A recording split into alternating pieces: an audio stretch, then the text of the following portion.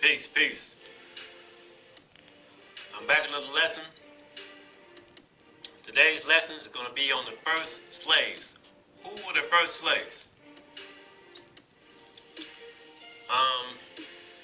I'm giving you a heads up warning right now. I'm forewarning you to please unsubscribe to my channel. Now I'm going to pose some questions to your ass that you're not going to be able to answer. And that's with my next video. And it's going to piss a lot of you all off, and it's going to get you all to think. Because we've been lied to since the very beginning. If you keep on believing what this damn white man says in Neanderthal, you a dumbass. I got some questions for your ass, and it's going to leave you in a state of shock. You're not going to know how to answer. But let's get on to information. Let's talk about the first slaves. Who were the first slaves? Was it white people? Was it black people? Was it Chinese people? Was it Mexicans, Hispanics? Who was it? All right. I'm coming with 4 sources.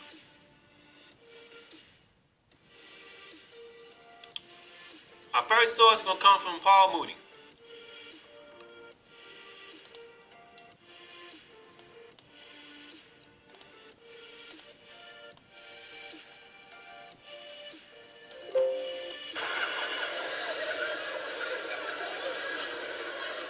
And don't you black people think you the first person the white man put out there to pick cotton. You weren't the first. There was a huge audition for that. They put the white folks out there. They bitch. They complained about the sun. They wanted their lawyers. I'm not going to sing and pick cotton. You're not fucking my wife. This is bullshit. They complained and complained. They got rid of them. Chinese ran off. Mexicans kept picking oranges. No cotton! Amigo, cotton!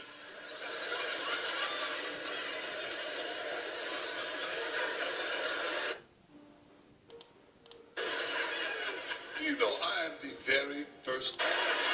No cotton!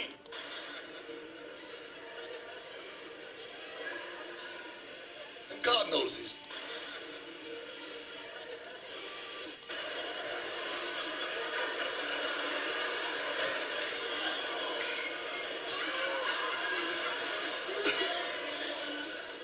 Here we come, picking them and singing. All right. You hear what he said? So, that's one source that it says that white folks were the first slaves. My second source is going to come from, and this is going to pose the question one more time. Each time I ask this question, nobody can answer them in the comment box. If white people were the first slaves, what were black folks doing? Who were we? We were kings and queens, gods and goddesses. Right? My second source, we're going to go to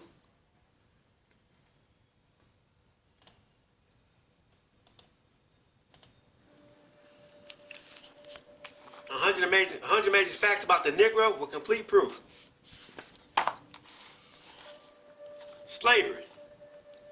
The word slave was originally applied to white people. It comes from Slav, a Russian people captured by the Germans. The first slaves held in the United States were not black, but white. They were Europeans, mostly British, who died like flies on the slave ships across. On one voyage, 1,100 perished out of 1,500.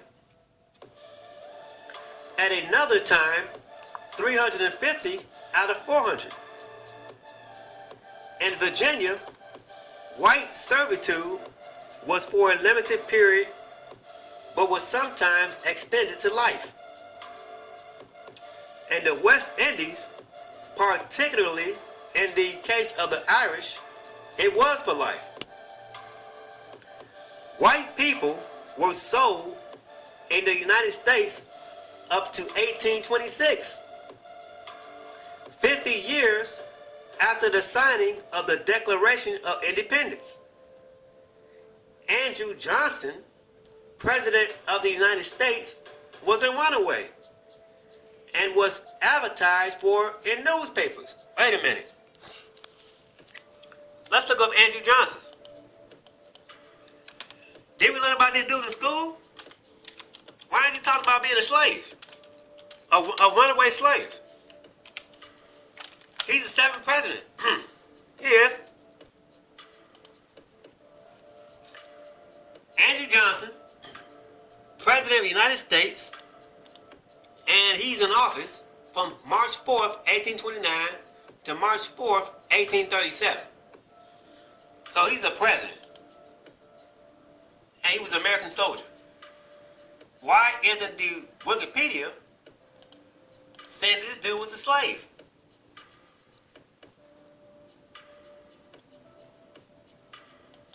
Why is it saying this?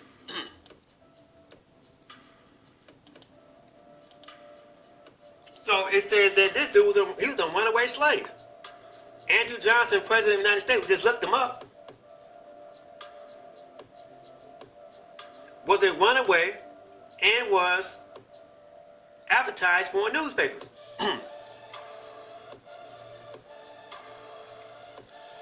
My third source answered this question: who were the first slaves? If white folks were the first slaves, what the hell was black folks doing? Now, keep this in mind, because my next video it's gonna piss you all the hell off. So, the Africans who wrote the Bible, the concept of religion and the concept of God in ancient Egypt. Let me read it again. Today, the name of God is a household word in every religion and language around the world.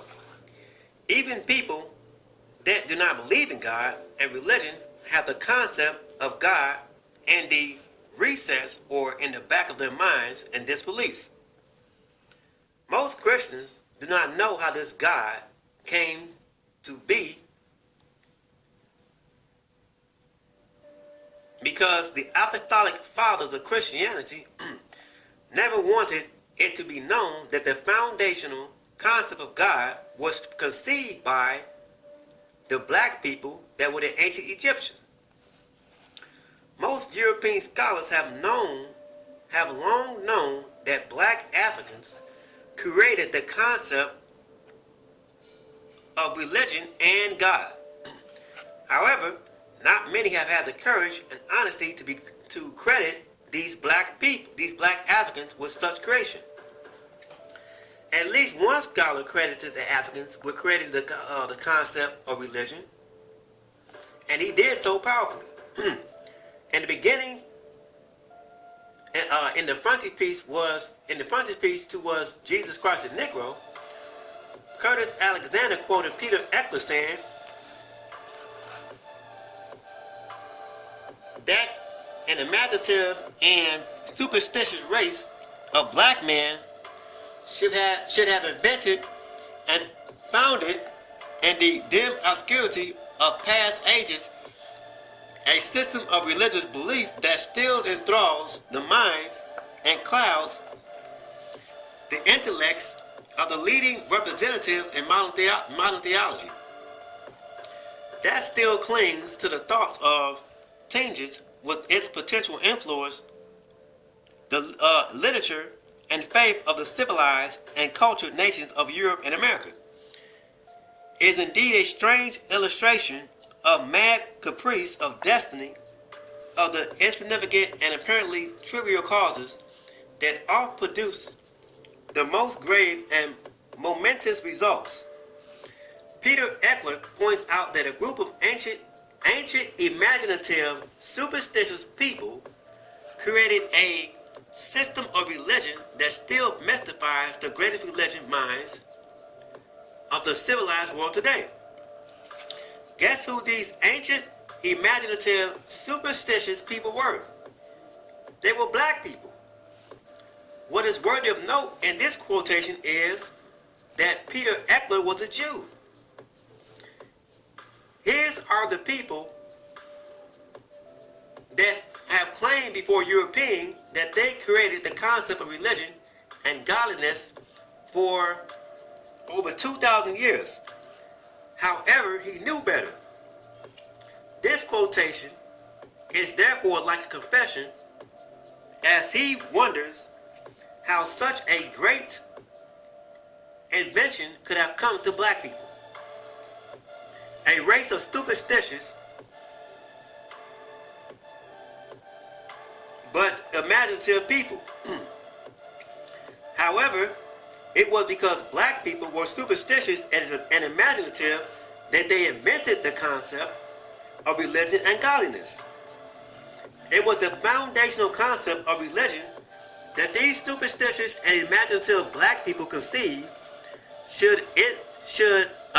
it should mystify leading representatives of modern theology who acquired their foundational knowledge of theology from the foundational concept of these black people.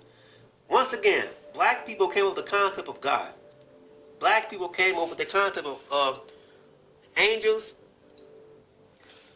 and they came up with the concept of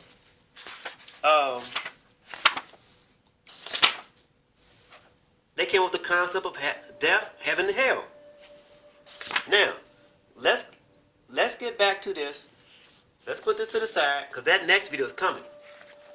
Let's put this to the side. Let's go back to the slave concept, the first slaves. So, we got two sources, that the first people were slaves, were white folks. What were black people doing? What were we doing? Black people? You niggas? We were kings and queens, gods and goddesses. Now,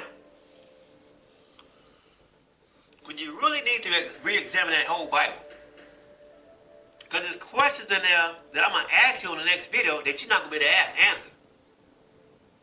Now, I just told you that black folks came up with the concept of God through pure imagination.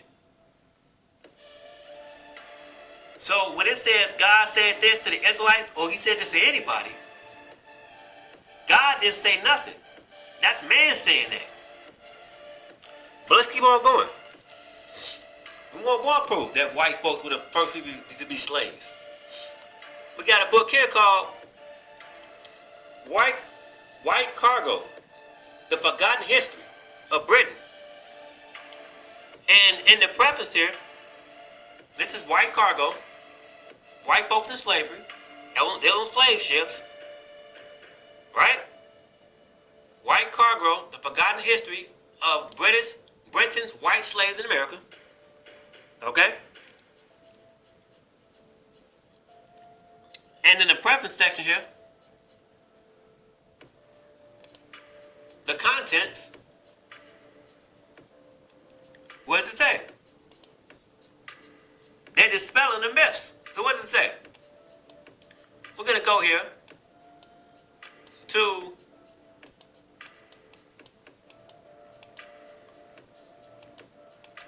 chapter 11. The planter from Angola.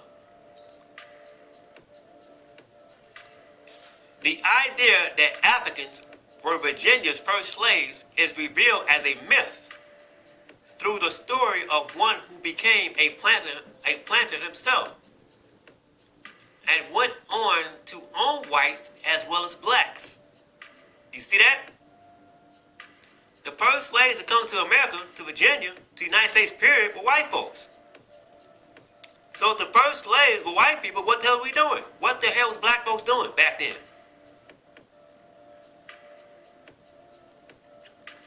All right? That's three sources.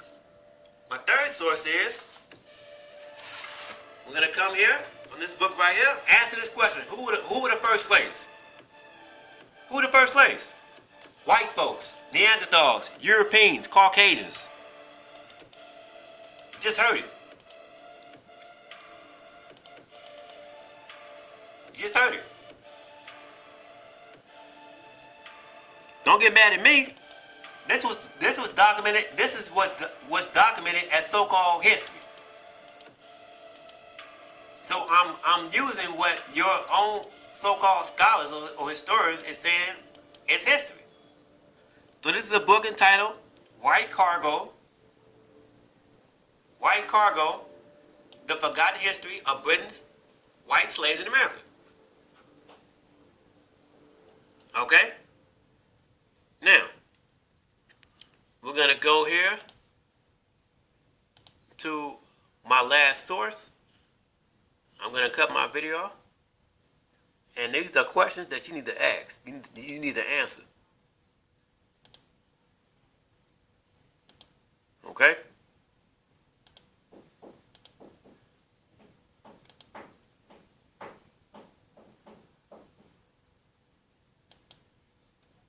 Give me 1 second.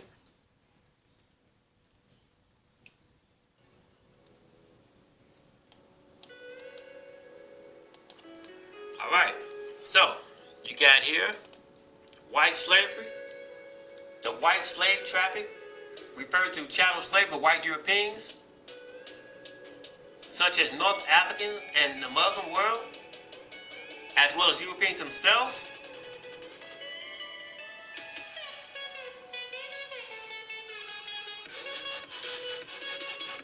You have here a Meccan merchant to the right and his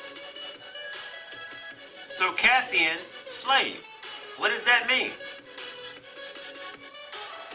Circassian, also known by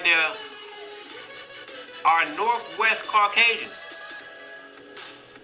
many of whom were displaced in the course of Russia's conquest of the Caucasus in the 19th century.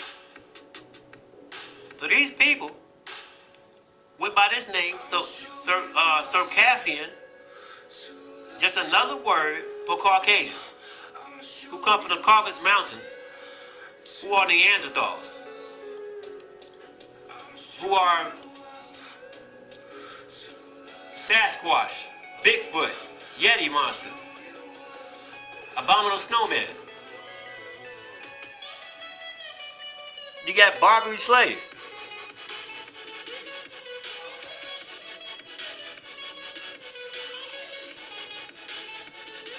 So this is put on white people.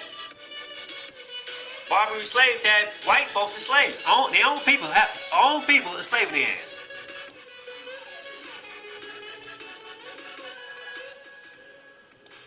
Don't get mad at me. Black folks, you Negroes, you love to say, oh, black folks the first ones to be enslaved. We the first ones to be enslaved. The camps, they use Deuteronomy 28:68 and say that's the slave trade. These are two different time eras.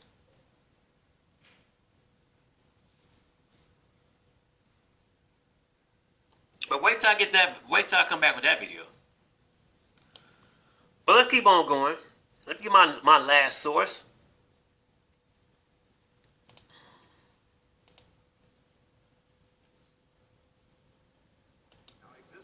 You Negroes don't ask no questions at all.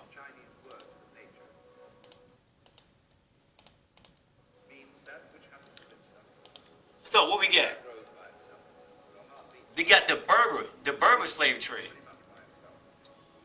You got these people, these Europeans were systematically preyed upon and turned into slaves, acquired by Barbary pirates doing slave raids on ships and raids on coastal towns from Italy to the Netherlands, as far north as Iceland, and in the eastern shores of the Mediterranean. So you have Iceland, you have the ice people, you have the sun people, you have the ice people. Who are the ice people? White folks. You want to hear it? Let's hear it.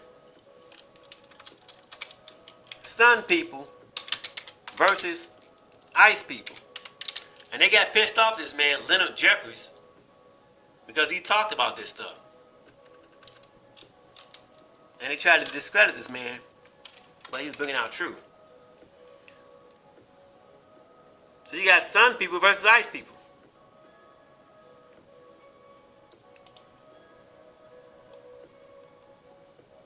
Let's go. Just listen to it.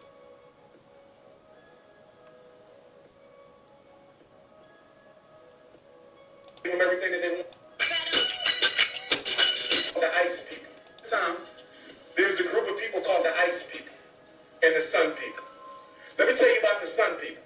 The sun people lived under the sun. And the sun gave them everything that they wanted. The sun gave them food. The sun gave them fresh drinking water. The sun gave them animals to make clothing. They never had to steal. They never had to cheat. They never had to manipulate. Why? Because the sun gave them everything. They never had to lock their doors because they never stole from one another. Because they was the sun people. And the sun always provides with abundance. They lived in harmony with nature because they lived in harmony with the sun. Then there was another group of people called the ice people. They lived under the ice. It was cold. They didn't have no clean drinking water. Talking about the Neanderthals, the Bigfoot, the Sasquatch, the Yeti monster, the Yeti, the abominable snowman. These are white people. These are Caucasians, Neanderthals. They didn't have no fruit, no vegetables because it was too cold for anything to grow. When they got hungry, they would just eat whatever crawled on the ground. Mice, roaches, ants. If they got too hungry, they would kill each other and eat each other. And blood became wine. These was the ice people. They was manipulative. They was deceitful. They used trickery. You know why? Because they never had enough. So in order to keep what they had to lie to other people to protect what was theirs. And then one day, these ice people who hated nature. Why do the ice people hate nature? Because nature never blessed them. So they don't believe in just letting things happen the way nature wants it to, because nature was never kind to us. And one day the ice people came to the land of the sun people. And they walked in. They said, look at this shit. They got fruit falling from trees, water, animals, gold, diamonds, platinum. And we was up in the mountains starving, cold. And when the sun people saw the ice people, they said, look at these dirty people. We got to help them. So they said, come on over here, baby. You got to learn how to cut your hair. Shave your back. We're going to shave your back. What are you talking about, shave your back? He's talking about this. This is what he's talking about, shave their backs. What are you talking about? He's talking about Bigfoot, Sasquatch, Yeti monster. This. These are white folks. Bigfoot, Sasquatch, Yeti, abominable snowman. This is Hollywood cover up of they cover up history. They gotta suppress the information and put it in dramatized form, dramatical form. But these are white folks, and it's proven in this book right here, The Iceman Inheritance, and it's proven in this book right here, Chosen People from the Caucasus. Okay? I went into it briefly on, they have, the government knows about this. Let's see.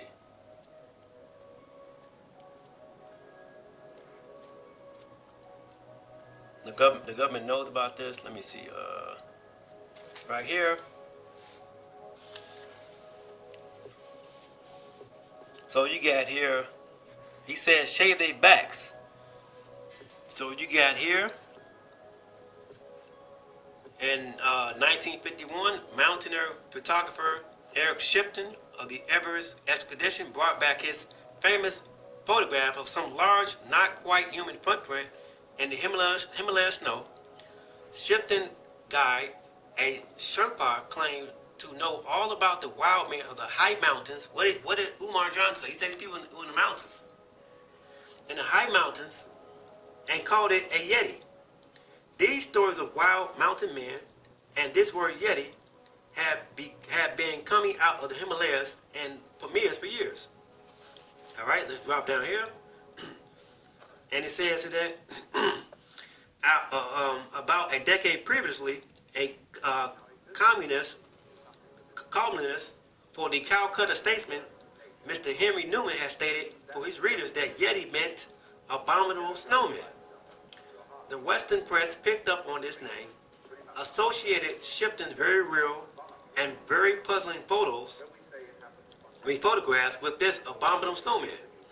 And most people in the Western world have heard about it. The Soviets heard about it and they were not happy.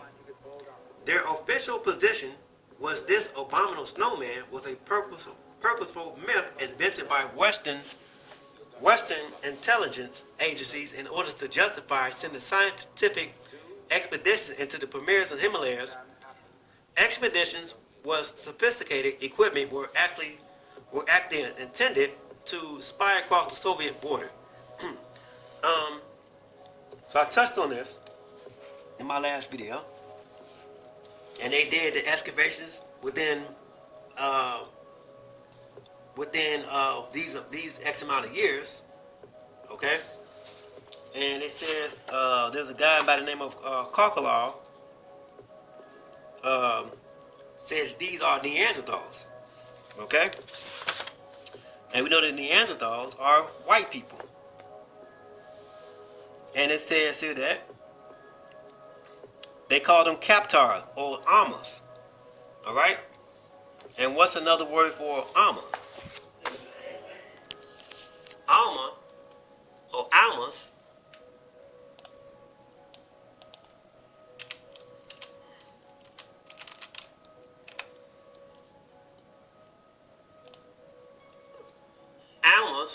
Almas is Mongolian or Caucasoid, and it says for wild men, right? And this is the Pamir Mountains, are a mountain range in Central Asia at the junction of the Himalayas. Okay, so this is in the mountains. And it says here that the different names for these Almas is Bigfoot, Yeti, and things of that nature, skunk ape, and all that stuff, and the urine, okay? And they say that these names, they say they have different names for them. Chinese wild man or monkey man, for that one. The Yowie, the Mandi Barang, they say it's an ape-like creature. Bigfoot, you have Yeti, you have the Barmanu, is a purported bipedal humanoid primate. Okay? Right? Now, let me go back here to the video.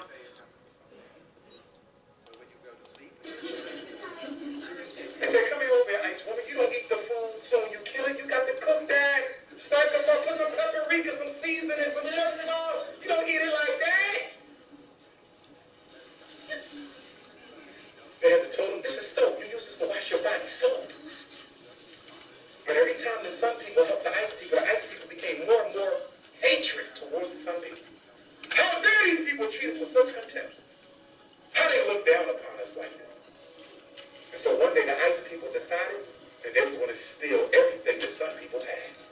And they started stealing and taking and manipulating. But the Sun People didn't understand it because they were so nice.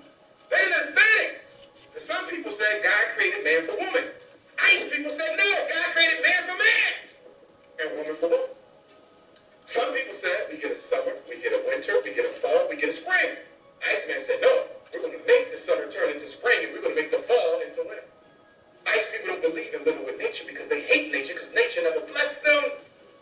Some people see animals walking around. We don't mess with the animals. We just let the animals walk. You see a lion. How you doing, lion? I'm going to go this way. We see a snake. How you doing, snake? I'm going to go that way. That's the Ice People. Ice People see the lion, and they want to dominate the lion. They say, I'm going to open up his mouth and go inside and see what's in there. Ice People see the snake. They don't know how to leave the snake the hell alone. I want to see if he bites or not. They start kissing the snake in the mouth. So the snake bite, they hold their face on. Because Ice People don't know how to live in harmony with nature. There's nothing wrong with you black folks. It's just that you Sun People. You don't make bombs to kill people. You don't come up with diseases to get rid of population. That's not Sun People nature. That's Ice People. You have a Sun temperament. They have an Ice temperament. You better be careful about trying to live with your temperament amongst the people who don't have it. And one day, if you're not careful, the Ice People gonna take everything the Sun People got and send your ass to go live under the ice. And in this book right here, Chosen People from the Caucasus, the author starts out and he says, this book is racist. For, among other things, I will attempt to show that racism itself is a predisposition of but one race of mankind, the white race. I believe that I can show that our converging contemporary crises, like racism itself, have their origins in the prehistory of the white race alone. We attribute various threats to our survival to man's folly. But this is a conscious and self-protecting euphemism.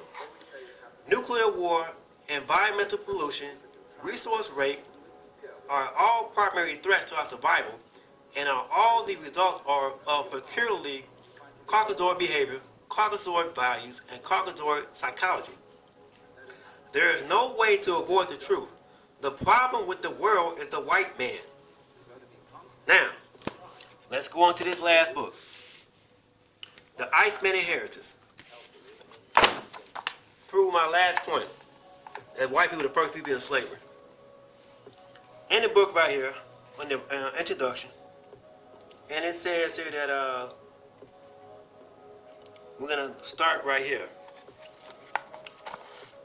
It says, there is no way to understand the African slave trade.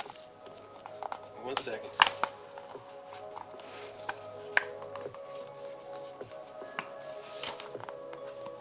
There is no way to understand the African slave trade without understanding slavery as an institution. Slavery is almost as old as human societies. Every people has, at some time or another, been slaves. In fact, Europeans enslaved other Europeans for a much longer time than they enslaved Africans. This slavery did not give birth to racism, but it did lay the basis for feudalism. European racism had manifested itself in many dimensions outside of Europe, and what is called the Holocaust is just European racism turned inward toward itself within Europe, making Europeans the scapegoat of other European people. Slavery was a permanent feature in the ancient world. In Egypt, Kush, Greece, and Rome. The African slave trade is better known to us because it is the most recent and best documented. The Christians of European descent have never felt at ease in an honest discussion of this subject because every examination of it would prove that slavery and the slave trade were the incubator for present-day racism. The Christian church was the handmaiden for the development of racism. While it propagated the theory that all men were created equal in the sight of God, in practice, it found all sorts of arguments to prove that non-European people, especially black men, were inferior and could not be considered as men in the general sense. A search for ways to justify European domination led biologists to the works of Linnaeus and Buffon. Thus, the classification of races began. And deciding the distinction between higher and lower races, the Europeans, of course, became the hierarchy of races. In many ways, this was a continuation of the rationale to set up to justify the slave trade. The African slave trade, like African history in general, is often written about and rarely understood. There was at first a concerted effort to obtain labor to open up the vast regions of the New World. It is often forgotten that in what became the United States, white enslavement started before black enslavement. In an article, White Servitude in the United States, quote, Ebony Magazine, November 1960, the African-American writer, Lerone Bennett Jr., gives the following information about this period. When someone removes the cataracts of whiteness from our eyes, and when we look with unclouded vision on the bloody shadows of America's past, we will recognize for the first time that the Afro-American, who was so often second in freedom, was also second in slavery.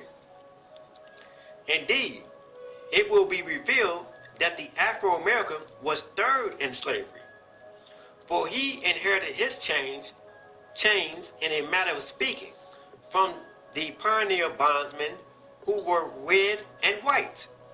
So he just said that the African Americans were the third people to go into slavery. So who's the first? White people, Caucasians, Neanderthals. Are you seeing this? Forced labor was widely used in England. This system was transferred to the colonies and used to justify a form of slavery that was visited upon red and white men. Concise information on this system and how it developed is revealed in the book. It was revealed in the book, Slavery and Abolition, 1831 to 1841, by Albert Bushnell Hart, first published in 1906. Give me 1 second.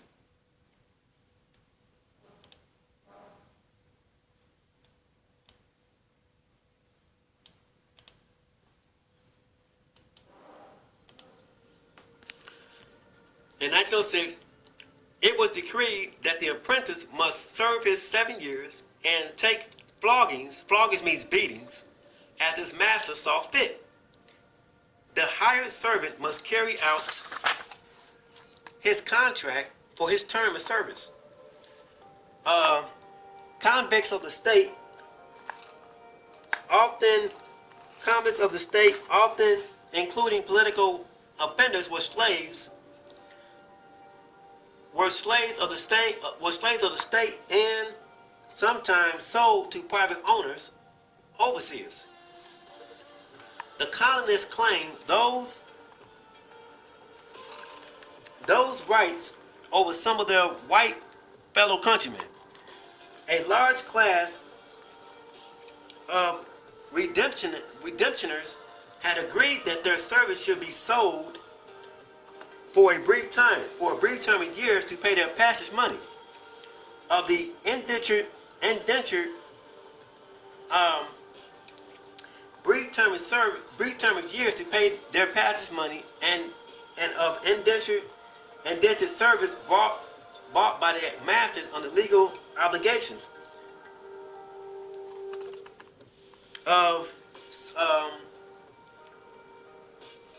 Let me see.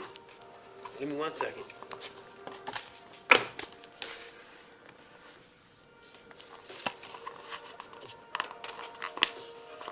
Okay. All right. And of indentured service bought by their masters under legal obligation to serve for a term of years and subject to the same penalties of branding, whipping, mutilation as African slaves. These forms of servitude were supposed to be limited in duration and transmitted no claim to the service children. In spite of this servitude, the presumption in law was that a white man was born free. You see that? So, there you have it. The first slaves were white people. The first slaves were white people. That's facts. That's facts. That's facts you cannot get around. And to go back to that, the Neanderthal or the white folks are the Bigfoot, Yeti monster, Sasquatch, and all that stuff. Let's go back here to what these people are saying. Both Ashley Montango and Ivy T. Sanderson had observed that Caucasoids, far from being the most refined race, are actually the most primitive appearing and least refined race. Montango says, if races could take the trouble to visit their local zoo and for a moment drop their air of superiority and take a dispassionate look at one of the apes, they would find the hair of these creatures lank. Let's see what lank means. It says he would find the hair of the creatures lank.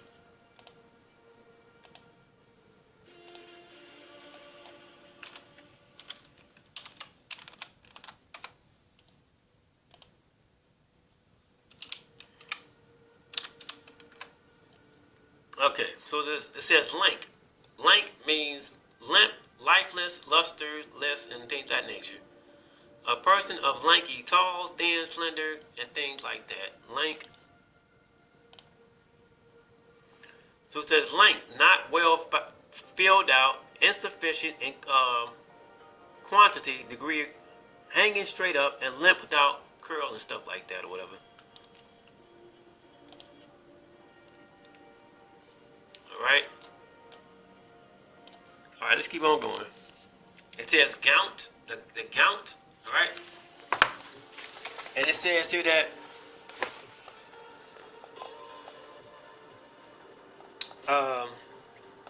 that their lips are thin and that their bodies are profusely covered with hair. And these characters, the white man stands near the ape. So he's saying that these white folks are covered with hair. Who's covered with hair? Bigfoot, Sasquatch, the abominable snowman. All right, this is you white people. Shave the hair off. Shave the hair off. Here's your abominable snowman, Bigfoot types, abominable snowman, Yeti monster. Okay, let's keep on going. So the other guy, Ivy T. Sanderson, says the Negro so-called race is apparently the newest and is the least ponged of all the least ponged like of all. What does ponged mean?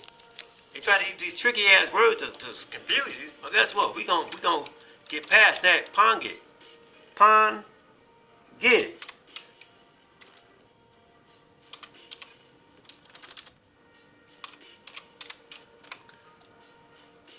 A primate of a family, all right, which comprises the great apes. Okay, so Ponged says of any family of apes that includes chimpanzees, gorillas, and orangutan. Now, what did you say? The Negro so-called race is apparently the newest and is the least ponged like of all. Apes have no lips and the straightest of hair, the shortest legs and longest arms, and a host of other features that are the exact opposite of the Negro. The most ponged, or what is ponged? Ponged means any of a family of apes that includes chimpanzees, that means monkeys, gorillas, and orangutans. And it says here that it is clear that insofar as the word has any meaning, the Caucasoids are the most primitive of human races and not the most evolved if we choose to regard human refinement as man's distance from ape-like physical traits. So you white people, you are in the family and you are classified in a family of this category of chimpanzees, gorillas, and orangutans. You are classified as the ape, as the monkey man. But you put us on display, you put my people on display like this. And the joke's on your dumb ass. I'm not speaking race, I don't even know you. I'm speaking truth.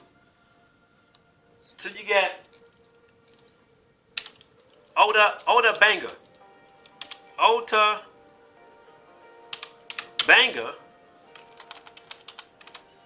This man was killed. He committed suicide. Ota Benga was a Mbutu man known for being featured in a anthropology exhibit at the Louisiana Purchase Exposition in St. Louis, Missouri, 1904, and they put him in a human zoo exhibit. So you're gonna put my man on blast like that? you're gonna put this man in the zoo on display like a damn monkey. You're gonna put this man on display like this, holding a monkey. African pygmy, older banker, 23 years old, height 4 feet 11 inches. And you got this man on display, and he's holding a monkey like this is his baby. And you damn white people, you Neanderthals, you gorillas, you monkeys, you apes, you chimpanzees, got your damn nerves to have this man on display. And this man became so depressed that he killed himself because of your racist rhetoric garbage. And when you look in the mirror, you white folks, and you stand next to the monkey, you the closest one. Your ass belong in the damn zoo. Then you got stuff like this. You got the black baby girl in the zoo on display like she a damn creature. Black girl in zoo.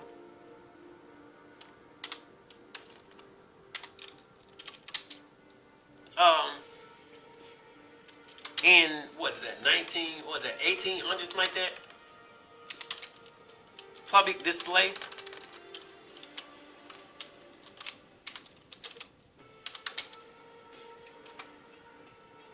What is that?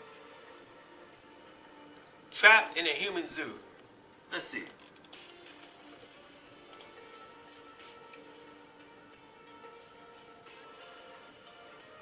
You white folks ought to be ashamed of your goddamn self. This, you got stuff like this. Brussels at the end of the era. So you got this, you got this baby girl on display. All these goddamn white people, Neanderthals, Bigfoot, Yeti monster, gorilla, chimpanzee ass people looking at this baby like she a damn animal, when you the ones who had your ass up here. Even in the middle of the 20th century, the practice of human zoos continued. In 1958, the World's Fair in Brussels featured a Congolese village and boasted a picture that became emblematic of this phenomenon. A young African girl in Western dress. She is fed by the outstretched white hand of a patron. A fence stands between them. A throng of visitors watch. You got a gang of these white people watching this white woman, this white cave beast, cave Neanderthal creature, half man, half, you're not even full-blooded human. You a half-breed. You a half man, half human, half something else. Half human, half beast. I don't think you even got no souls. You soulless. Got shit like this on the internet. Got this baby girl in a public zoo on display like she a damn creature, like she an animal. Ain't no goddamn sense. And we supposed to brush this shit up under the rug? Bullshit. Get the fuck out of here. If you don't like my vernacular speech, get off my channel. I'm not here for your amusement. I'm not here for your likes. I'm not here for your followers.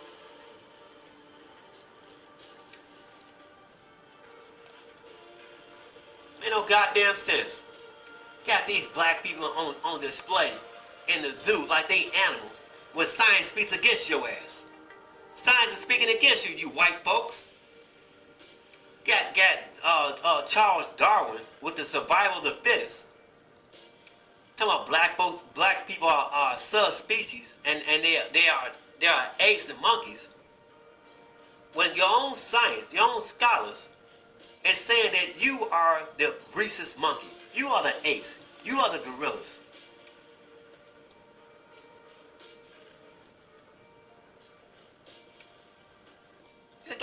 This is ridiculous, man.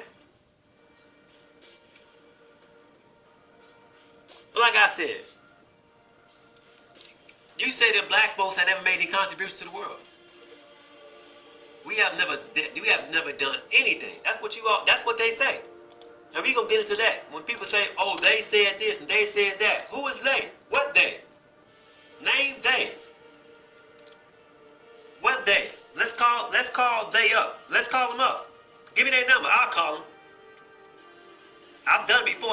again. Let's call they. Who is they? We got this is what your camp say. And other individuals. We got the Dead Sea Scrolls. And we got the Isaiah Scrolls and the P25 and P75. And we got the Greek New Testament, 50,000 copies. I ain't seen nothing. And you niggas is believing this stuff. They did this back in the day, and they did this. Look, man. Your ass wasn't there. You wasn't there back then.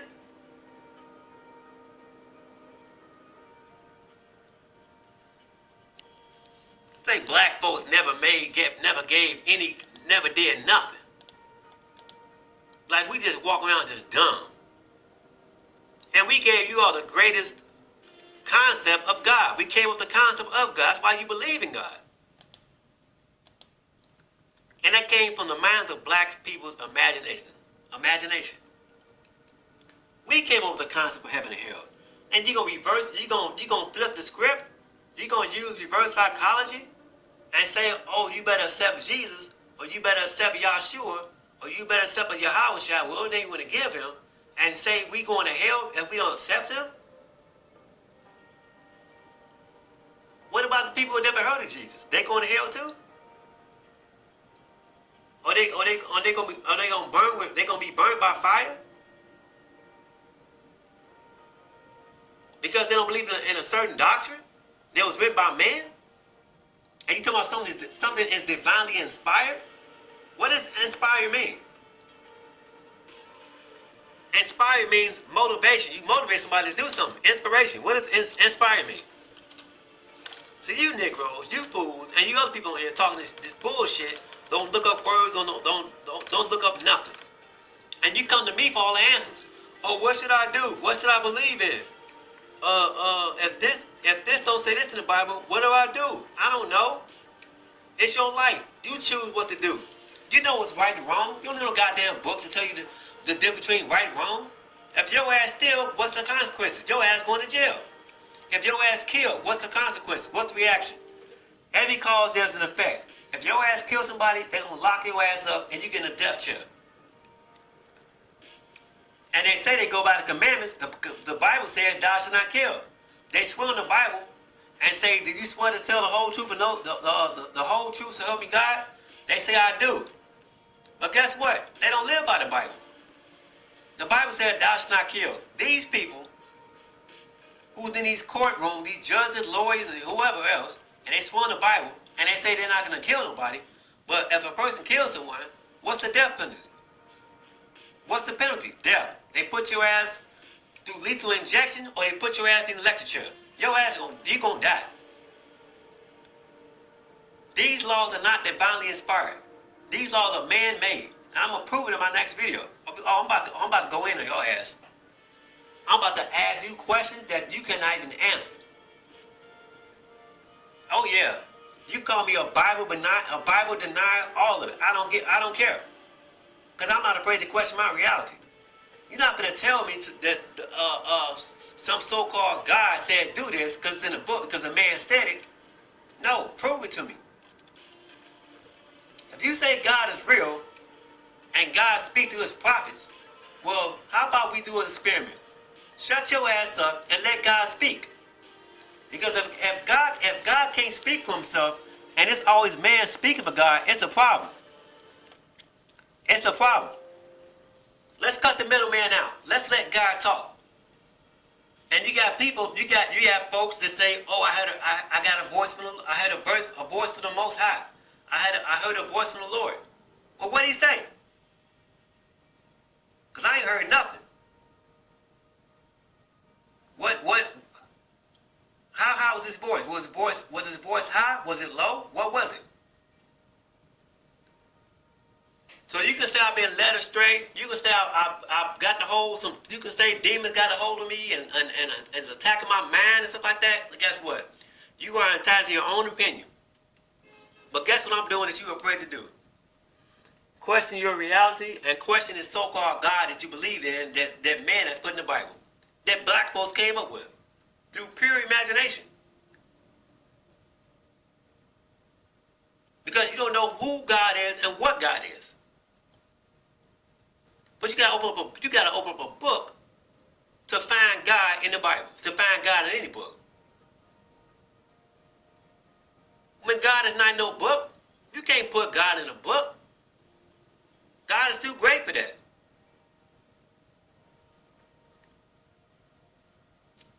So, yes, I'm denouncing being a Hebrew Israelite. I'm denouncing being a Christian, a Muslim, a Baptist, a Buddhist. I'm none of that stuff.